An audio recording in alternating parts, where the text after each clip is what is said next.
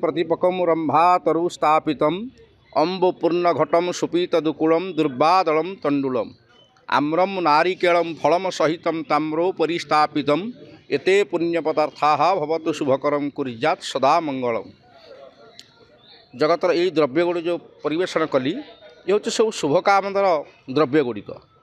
आज एक पवित्र रामेश्वर मंदिर में गोटे विवाह महोत्सव करागला। दीर्घ 30 वर्ष पर पुनर्बार आउ थे विवाह उत्सव करागला, जहाँ एक स्वतंत्र नियारा। कहीं ना आजिकल समाज में बहुत विवाह कर्म करा जाउछि, बहुत लोग टेंट करुछंती, बहुत साजसजा करुछंती, किंतु विवाह कर्म रे कहार प्राधान्य नहीं। मु दीर्घ 19 मसीह भुवनेश्वर निवास कलिनी। प्राय किछि नहले 500 ରୁ 1000 विवाह कर्म कलिनी। जिते बड़ बड़ आईएएस अफिसर आरंभ कर बहुत बड़ लोक मात्र जाए विवाह झील पुंगर बाहर कराए, किंतु एतिक मात्र व्यतिक्रम देखे जे कर्ता विवाह कर निजर कन्या को दान करने एक पवित्र बंधन करने से कन्या हूँ रत्न। सी प्रस्तुत नहांती कहीं ना सी अतिथि चर्चा करिबारे व्यस्त था। जहाँ जेहेतु समय आमर बर्तमान परिवर्तन होती तथा आम स्वागत कला आजिकार जो विवाह सब करा नारी आ पुरुष मानकर विवाह हूँ 8 प्रकार। आर्ष, ब्राह्म्य, प्रजापत्य, गांधर्व, राक्षस, पैचाश विवाह। ये कर्म 8टा को जदि आम विश्लेषण करवा ताले घंटाटे पर लगे।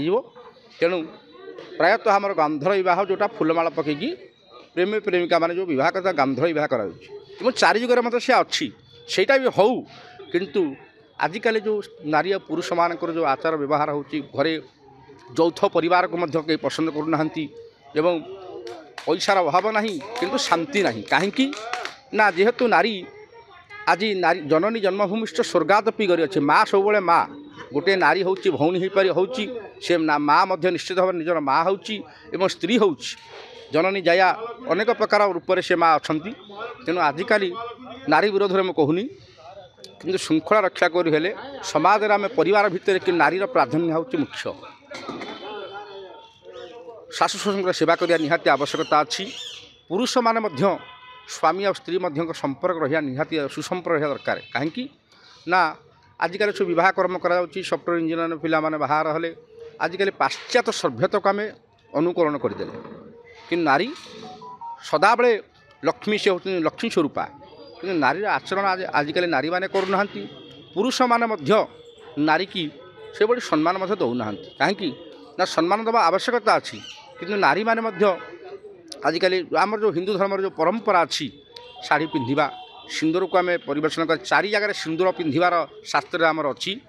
सीमंते सागर कन्या सीमंत रहिले सागर कन्या देखिए माँ लक्ष्मी सिंदूर वेदी उपर विवाह कर्म करा। सिंदूर जो स्वामी पिंधाए ता निजर नवविहिता विवाहिता वधू को प्रथम से सिंथी पिंधेब, तापर साक्षात चंडिका चंडी को स्मरण कर माने कपाल मध्य चंडिका कंठे सरस्वती शैव शंखा मेधु सावित्री सावित्री को स्मरण कर सिंदूर पिंधार विधान अच्छी।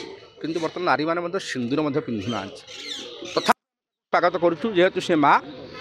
किंतु मोर समाज को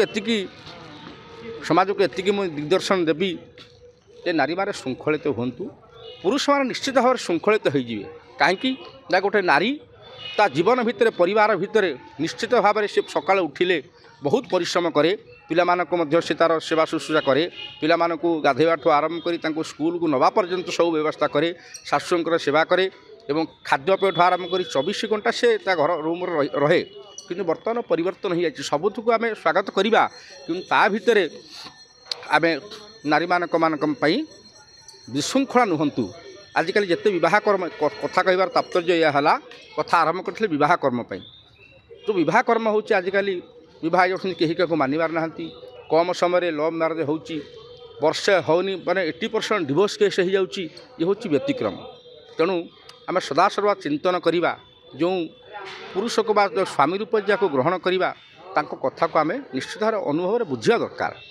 आ पुरुष नारी मान सम्मान करने निहाती दरकार, कारण से होती नारी हूँ चंचला चंचला तांकर स्थिरता हूँ विभ्रमत हो। कहीं ना नारी यदि विशृंखला है समाज उपर आमर सबुतक आफेक्ट पड़ो।